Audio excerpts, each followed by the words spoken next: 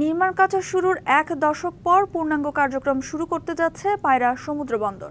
আগামী বছরের জুলাই থেকে ব্যবহার করা যাবে বন্দরের নিজস্ব টার্মিনাল ও ব্যাকআপ ইয়ার্ড। এতে সরকারের রাজস্ব খাতে যুক্ত হবে বিপুল অর্থ।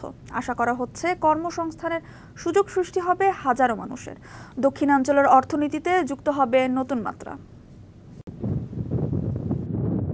দীর্ঘ ১ দশকের অপেক্ষার পর অবশেষে পূর্ণাঙ্গ কার্যক্রম শুরু করতে যাচ্ছে দেশের তৃতীয় সমুদ্র বন্দর পায়রা। ২০২৬ সালের জুলাইয়ে বন্দরের নিজস্ব প্রথম টার্মিনাল চালু হবে, যা বন্দরকে পূর্ণাঙ্গ কার্যক্রমের পথে নিয়ে যাবে। এর মধ্যে টার্মিনাল ও ব্যাকআপ ইয়ার্ডের কাজ সম্পন্ন।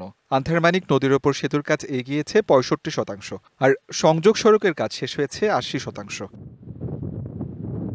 বলা হচ্ছে, পূর্ণাঙ্গ কার্যক্রম শুরু হলে দক্ষিণাঞ্চলের উন্নয়নে পায়রা বন্দরের গুরুত্বপূর্ণ চালিকা শক্তি হিসেবে কাজ করবে। এটা সবচেয়ে অবহেলিত একটা জেলা। এখানে এই জেলায় এই পোর্টটা এবং আরো কয়েকটা কেপিআই প্রজেক্ট আছে, তাদের বেস করে এই জেলাটার একটা ভালো অবস্থানে আসবে।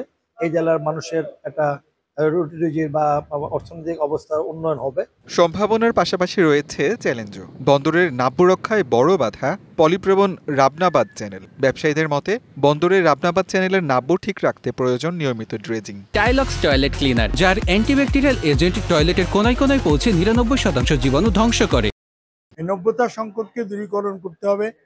করলে ব্যবসায়ীরা এবং সকল স্টেক হোল্ডাররা আগে আসবে। আর ড্রেজিংটা খুব তাড়াতাড়ি শুরু হবে। শুরু হলে পায়রা বন্দরের কার্যক্রম বেড়ে যাবে। সেতু এবং সংযোগ সড়কের কাজ দ্রুত শেষ করে নবনির্মিত টার্মিনালে অপারেশনাল কার্যক্রম শুরুর কথা জানালেন পায়রা বন্দর চেয়ারম্যান। ফরিদপুরের ভাঙ্গা থেকে কুয়াকাটা পর্যন্ত মহাসড়ক ৬ লেনে উন্নতির কাজ শিগগিরই শুরু হবে।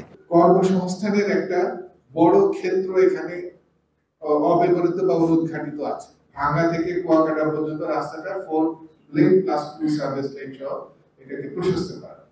এই রাস্তা যখন হয়ে যাবে, তখন এখান থেকে ঢাকা যেতে আপনার 4 ঘন্টা 4.5 ঘন্টা সময়।